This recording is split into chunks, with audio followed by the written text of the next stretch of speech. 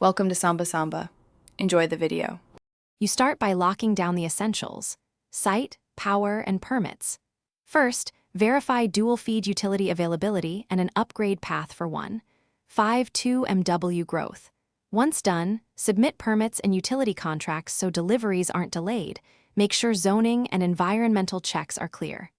Simultaneously reserve rack footprints and fiber entry routes with the landlord. This parallel work prevents idle crews later and lets you order long lead items with confidence, avoiding schedule slips and costly rush fees.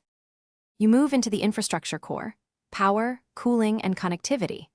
Begin by installing PDUs and UPS modules, then commission generators and verify automatic transfer under load.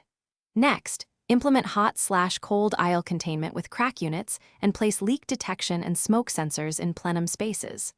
Once stable, run structured cabling, terminate fiber to panels, and lay cable trays so network gear can be racked without rework. Make sure to document as-built labeling.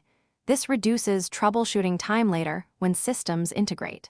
You finish by racking equipment, testing, and handing over operations.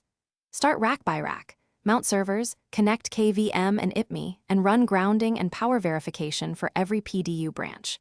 Once racked, execute integrated tests, fail over utility to generator, confirm network redundancy, and push cooling to design limits while running restore and backup drills.